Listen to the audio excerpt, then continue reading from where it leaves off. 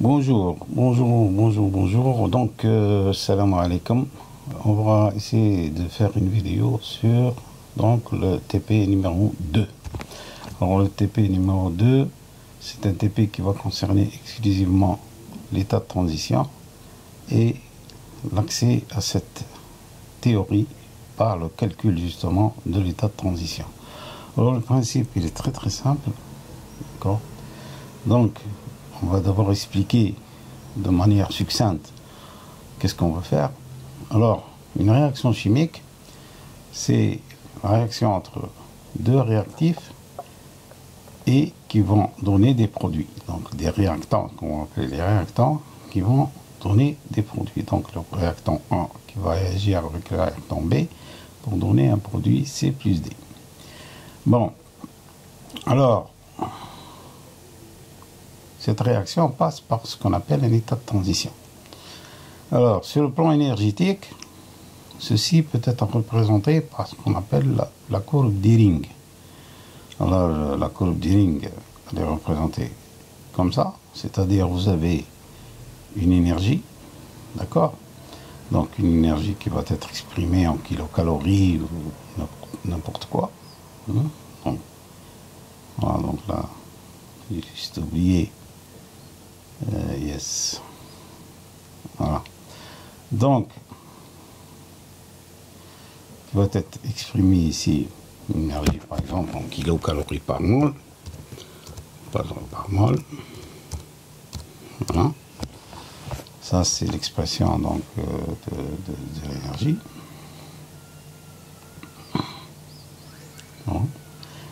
Alors, donc, on a les réactants donc, qui sont A plus B, qui vont réagir et qui vont donner des produits à travers un état de transition. Alors, ils doivent, bien sûr, monter en énergie, ce qu'on appelle l'énergie d'activation. Et dans le cas, dans la plupart des cas, quand la réaction, on dit souvent que c'est une réaction thermodynamique, ce qui n'est pas pareil lorsqu'on parle de produits. Donc c'est une réaction thermodynamique, c'est-à-dire que c'est une réaction qui va libérer de l'énergie. Donc delta G sera négative. Voilà, donc ce qui nous intéresse, nous, c'est de dessiner, d'accéder avec Gaussian à une courbe de ce genre.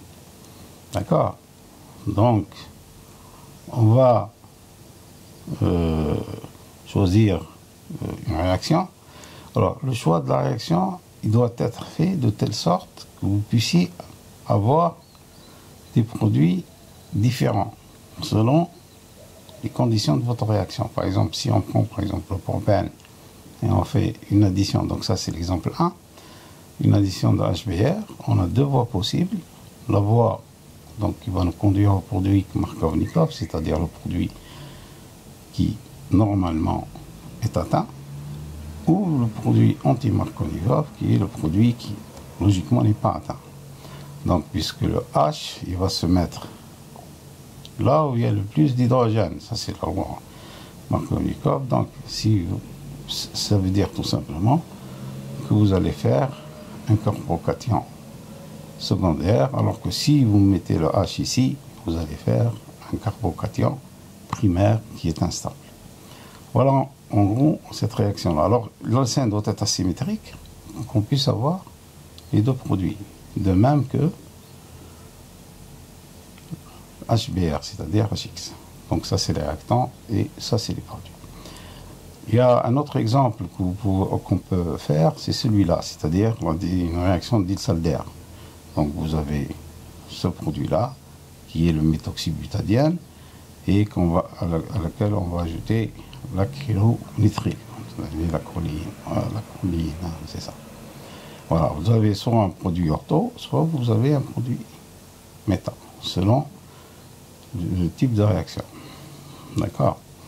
Donc voilà deux exemples sur lesquels on peut travailler. Moi j'ai choisi cet exemple-là, pourquoi? Parce que mon PC chez moi ne me permet pas de faire des gros calculs, donc j'ai laissé tomber ici. Et quand je serai au niveau du laboratoire, je vais essayer de refaire cette partie et éventuellement vous la mettre en vidéo. D'accord? Alors, Voilà, donc on procède directement à la procédure. Donc la procédure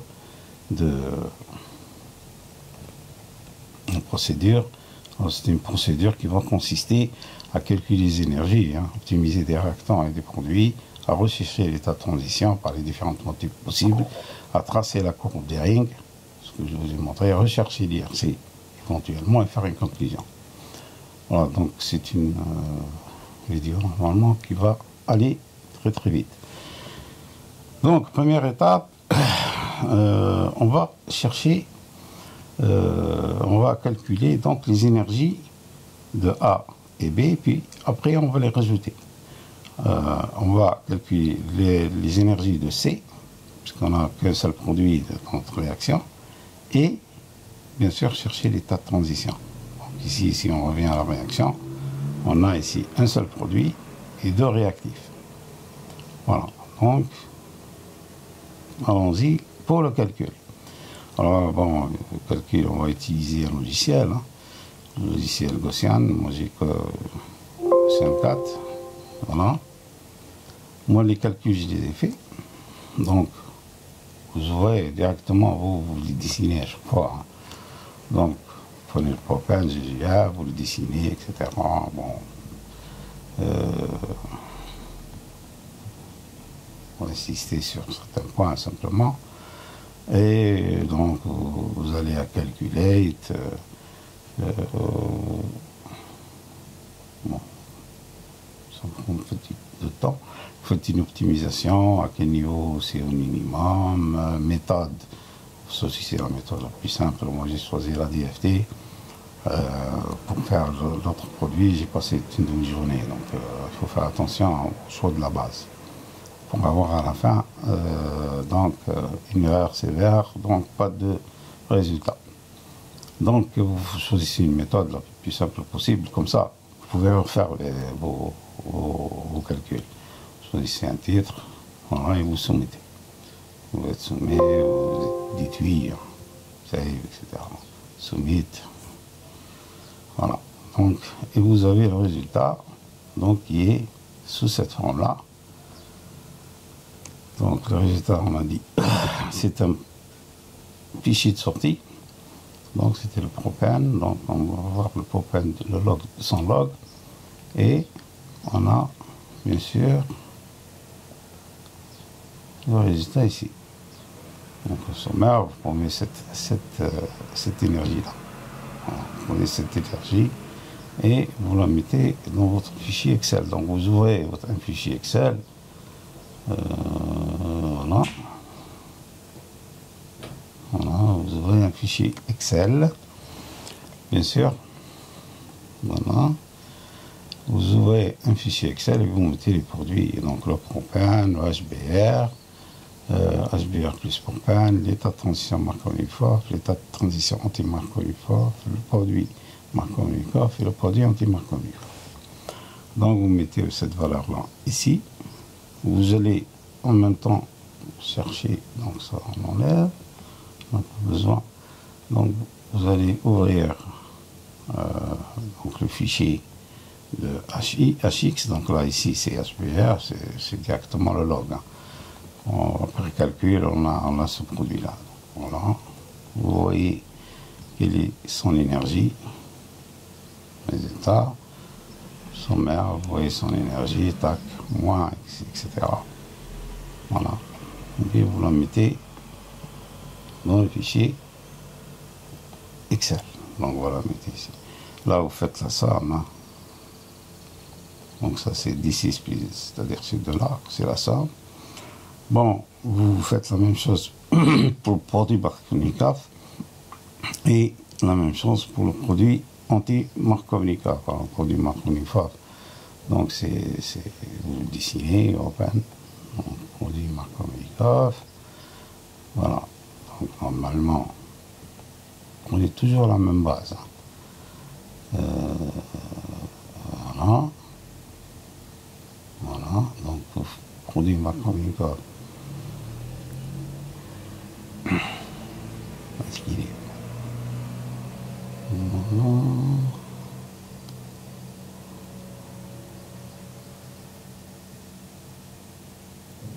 C'est le bon propane, non? Voilà, non, non, non. Ah, ça c'est le produit. Donc le produit,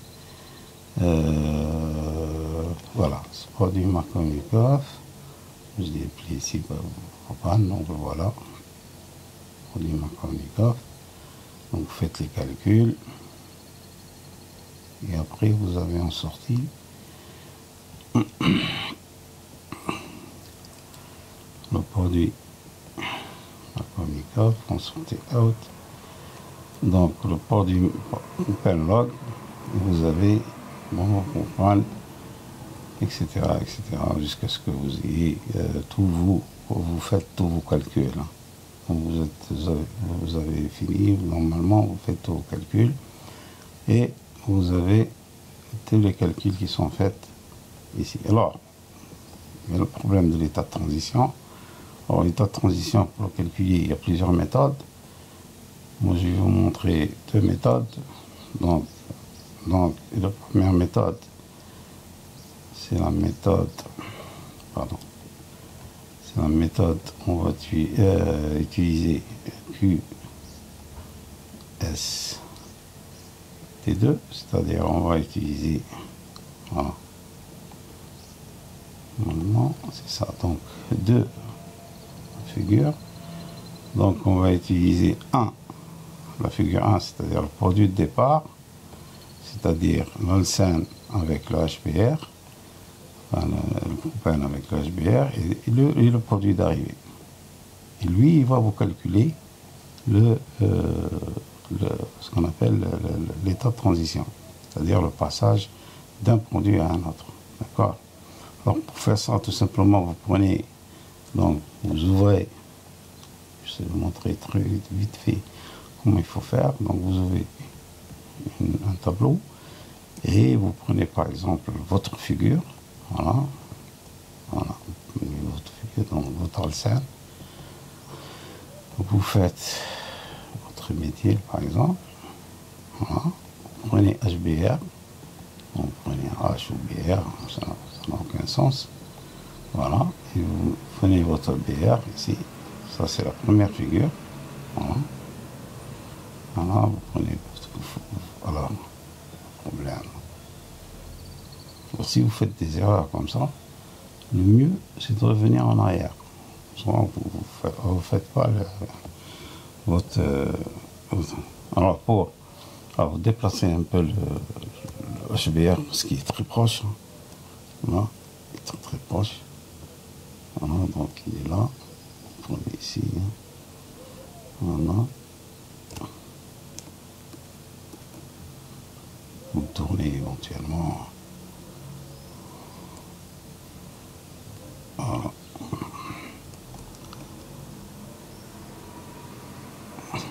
Voilà.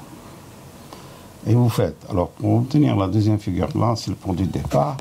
La deuxième figure, vous faites CTRL-C, CTRL-V. Voilà, vous avez 2. Et vous mettez, bien sûr, vous prenez la liaison.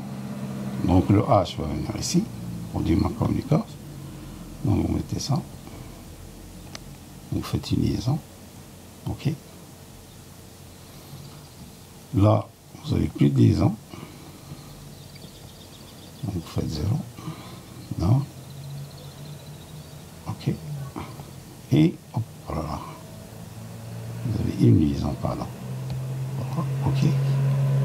Et là, vous avez une seule liaison. Voilà. Et bien sûr, vous n'avez plus de liaison entre H et BR. Voilà. Voilà. Normalement, votre molécule est terminée, donc vous faites juste un petit coup de balai pour arranger votre molécule. Voilà. Donc ça, c'est le produit d'arrivée. Il faut le centrer, bien sûr. Voilà. Et le 1, c'est le produit d'arrivée, de départ. Donc, c'est le produit d'arrivée, produit de départ.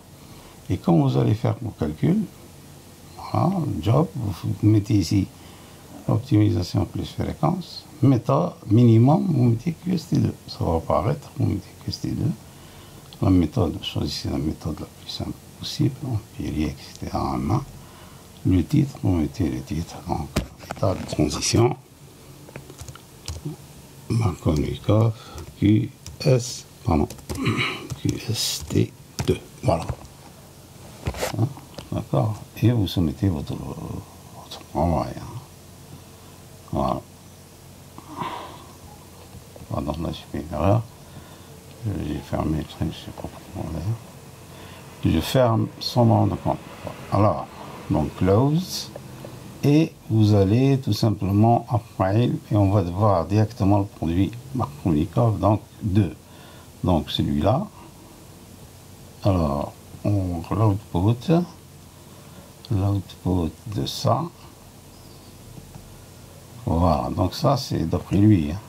D'après il nous donne un état de transition de ce genre. Ce qui est intéressant à voir ici, c'est le résultat. Et vous allez voir le sommaire. Et il faut absolument que vous ayez une seule fréquence imaginaire, ce qui est le cas ici. Vous avez une seule, voilà. Donc une seule fréquence imaginaire qui est égale à 1. D'accord? Et vous avez bien sûr l'énergie dont vous avez besoin. Alors, on va reporter tout ça dans l'Excel. D'accord? Donc l'énergie, vous allez à l'Excel et vous la reportez ici. Donc c'est pas les mêmes valeurs puisque je ne vais pas utiliser le même logiciel apparemment. Voilà, donc ça c'est pour l'état de transition Markovnikov, d'accord. Vous avez je vais vous montrer, donc ça celle-là j'en ai pas besoin, donc je garde une seule, voilà. Voilà. Donc là vous avez la fréquence, vous pouvez voir aussi les vibrations. Vous avez une seule valeur négative qui est celle-là. Vous pouvez même l'animer. Hein. Voilà. Qu'est-ce que vous pouvez voir le spectre aussi, le spectre infrarouge. Donc là, tous les spectres avec des vibrations. Alors si vous appuyez sur une vibration, logiquement, voilà. Celle-là, il va vous donner.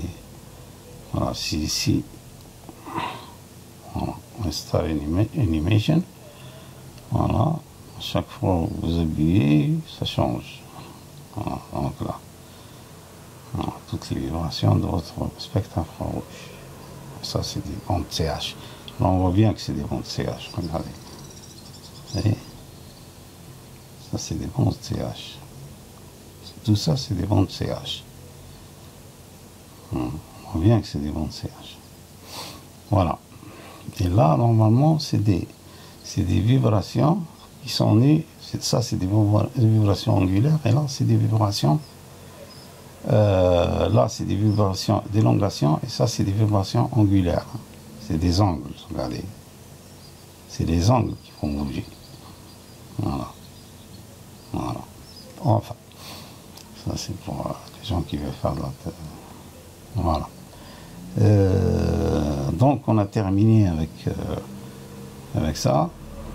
Donc on fait la même chose bien sûr pour l'état de transition anti-Markovnikov. Alors, pour tracer les courbes maintenant. Pour tracer les courbes, à partir du moment que vous avez le résultat de vos calculs, alors vous mettez 1, 2, 3, 4, 5. Dans 1, vous mettez la valeur de HBr plus propane. Vous la remettez encore une deuxième fois. Ça, c'est une question de pratique pour avoir une courbe. Une jolie courbe. Vous mettez l'état de transition Markovnikov. Vous mettez vous mettez le produit Markovnikov. Voilà, donc 2 fois. Là, vous le mettez 2 fois. Là, vous mettez le produit Markovnikov. Donc ici, si on veut, voilà, donc ici vous mettez HBr plus propane. Ici vous mettez HBr plus propane. Ici vous mettez en 3 ETM. Donc là vous mettez ETM. Ici vous mettez produit Markovnikov 2 fois. produit Markovnikov 2 fois. Et là, vous mettez donc HBr plus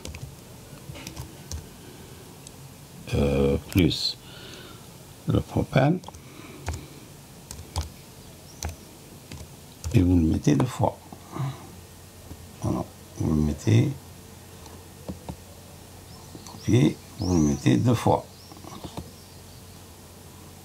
Voilà. Vous mettez 2 fois ça et vous tracez votre courbe. Alors pour tracer la courbe, c'est très simple, vous allez insertion, vous allez ici par point et vous tracez votre courbe. Voilà, votre courbe, c'est ce que j'ai fait ici. D'accord? C'est la même chose que celle que j'ai faite là. D'accord? Voilà. Pour la courbe, donc l'autre courbe, on va copier tout ça.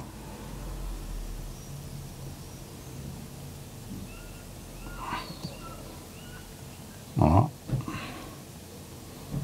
Donc là, c'est juste, il faut changer. Le produit anti-Markovnikov, le produit anti-Markovnikov 2 fois. Donc voilà à peu près comment il faut faire pour avoir une courbe tout à fait acceptable. Donc là, la seule différence entre les deux, c'est que là, vous mettez -1, -2, -3, -4 pour que vous ayez la courbe de l'autre côté, pour que vous puissiez la comparer avec l'ancienne courbe. Comme là, on voit la différence entre les deux. Vous voyez la différence entre les deux. Et on voit que l'état de transition ici est plus grand que l'état de transition là. D'accord? Donc vous remplissez réaction anti-Markovnikov, réaction Markovnikov. Donc vous mettez au 0 et vous avez à peu près une échelle des courbes qui se ressemblent un peu à l'échelle. D'accord? Voilà, pour faire celle-là c'est pareil, vous prenez ici, vous allez à insertion graphique par point et vous avez votre courbe. Voilà. Donc voilà pour ce qui concerne l'état de transition. Donc c'est une vidéo qui est très succincte. Je voudrais juste simplement vous donner quelques précisions concernant le TP. Alors il faut le rendre bien sûr avant le 30 mai puisque c'est la date limite fixée par l'administration. Et il faut respecter donc le canevas. D'accord, hein, c'est le canevas. Alors, si vous avez des questions, bien sûr, vous pouvez les poser directement sur la Classroom. Hein. C'est fait pour ça, d'ailleurs. Donc, vous allez à la Classroom, vous posez vos questions. D'accord? Donc, vous avez ce fichier qui est aussi mis en ligne. Donc, ce fichier-là, Word, qui est mis en ligne, vous pouvez le télécharger directement. Voilà, ce fichier, il va vous aider. Et surtout, vous avez le template. Le template, donc, qui est sur le site. Voilà. Le template qui est sur le site. Donc, voilà. Donc, le template, vous allez directement sur le site. Voilà. Voilà. Vous allez directement, donc, vous faites, je ne sais pas comment vous arrivez.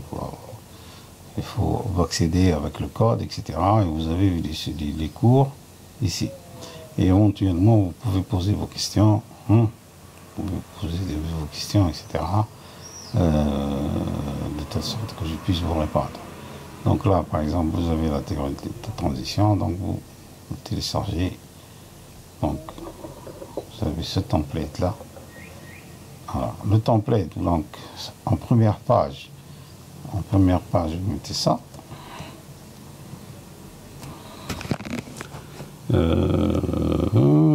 Première page, voilà.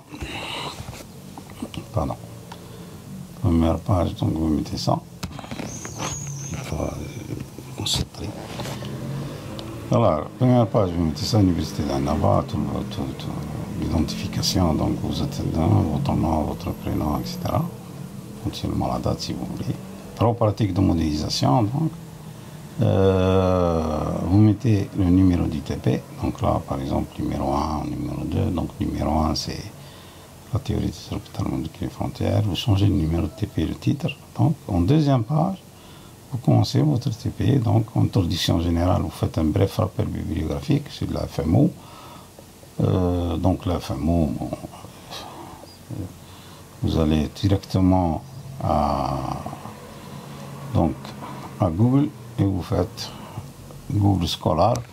C'est un site très très intéressant. C'est un site très intéressant parce qu'il va vous donner des références, il va vous permettre de chercher par exemple, mettez par exemple théorie FMO et il va vous donner des théories FMO, des thèses que vous pouvez télécharger et éventuellement prendre des commentaires et des introductions directement de ces thèses-là. Donc là, par exemple, j'ai téléchargé cette thèse-là. Donc vous avez une thèse d'une équipe de donc, introduction générale, vous avez comment le principe du principe, etc. Là, et puis des éditions 3. Voilà, donc vous avez tout ce qui est les commentaires, les conclusions, etc. Vous pouvez éventuellement prendre des articles aussi. Hein. Ça, c'est une thèse de l'université d'Annaba, donc d'un étudiant que j'ai encadré en 2011. Voilà. Voilà, donc ça, c'est une thèse. Ça, c'est une autre thèse. Voilà, c'est Bilal. Il est actuellement à l'université de Gigi, je pense. Voilà, donc vous avez toute donc introduction générale, but du travail, vous expliquez le but de rechercher en faisant le CTP, qu'est-ce que vous recherchez en fait. Il faut savoir ce qu'on fait. Vous choisissez la réaction. La réaction, vous la choisissez, ça doit être une réaction d'addition de HX sur un alcène, une réaction de Diels-Alder, une réaction de cycloaddition. Vous avez aussi des explications au niveau du document Word. Quand vous allez sur le document Word, ils vont bien vous expliquer, on a bien essayé d'expliquer comment on fait le choix de la réaction. Le choix de la réaction. Alors notre choix de réaction, c'est porté sur une réaction de Diels-Alder entre un dièle et un alcène qui est lui aussi asymétrique, comme illustré dans le ci-dessous. D'accord. Bon, là, il y a un petit problème. Je pense qu'elle n'est pas complète.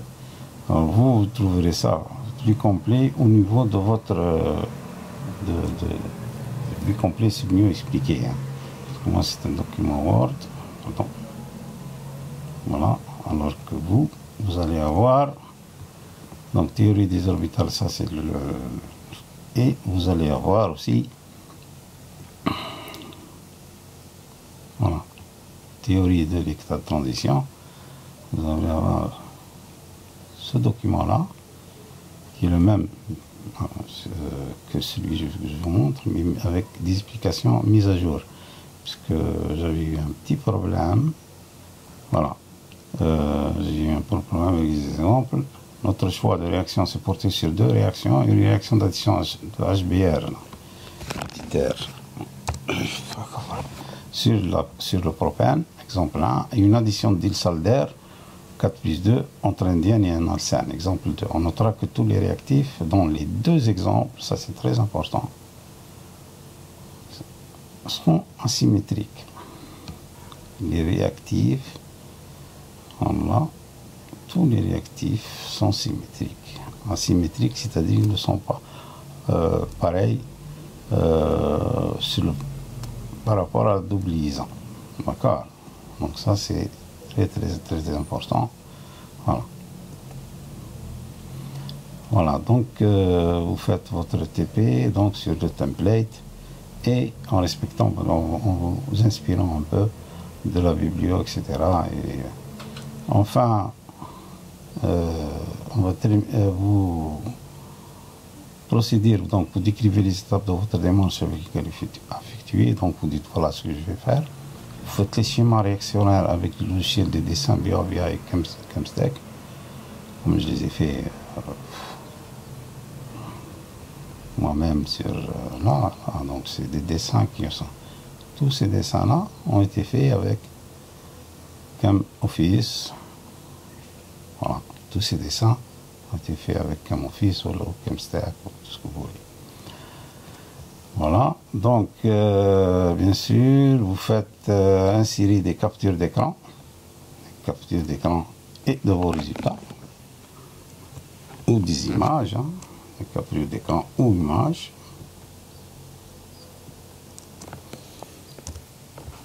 Ou des images de Ghost View. Ghost View. Voilà. Et de vos résultats. Et enfin, vous faites des commentaires hein, expliquant pourquoi vous avez ce produit marque Ovnica, pourquoi vous n'avez pas eu d'autres produits, etc. Alors, bien sûr, vous expliquez le fait. Pourquoi il faut absolument que vous ayez une fréquence imaginaire, etc., etc. Donc voilà, vous concluez sur conclure en faisant apparaître l'intérêt de cette théorie, par exemple, dans le Catan. C'est de la théorie, bon, dans notre cas c'était FMO, bon, ça peut être FMO, ça peut être l'état de transition, ça peut être la DFT conceptuelle, c'est plus général. Voilà donc grosso modo comment procéder pour faire votre travaux pratiques. Je vous remercie donc de votre attention. Alors j'espère qu'on se retrouvera pour la troisième et dernière vidéo qui va concerner donc le TP3, c'est-à-dire l'utilisation de la théorie de la densité conceptuelle, de la DFT pardon, conceptuelle. Alors c'était un TP très simple, c'est juste des calculs avec des formules qui sont déjà connues. On mettra donc en ligne toutes ces formules, bien sûr, et bien sûr expliquer qu'est-ce que cela veut dire. Comme ça, vous allez comprendre à peu près le but de ce TP. Alors juste une remarque pour terminer, toutes les théories, que ce soit la FMO, que ce soit l'état de transition, que ce soit la DFT conceptuelle, cherche à trouver généralement la régiosélectivité. Sauf que la théorie de l'état de transition, elle est plus complète, si vous voulez, puisqu'elle va nous permettre aussi de chercher des situations où on a de la stéréosélectivité, et c'est la seule, d'ailleurs, qu'on peut utiliser pour voir donc la stéréosélectivité d'une réaction. Donc, pour terminer, donc, je vous dis à bientôt donc, pour une prochaine vidéo. Salam alaikum.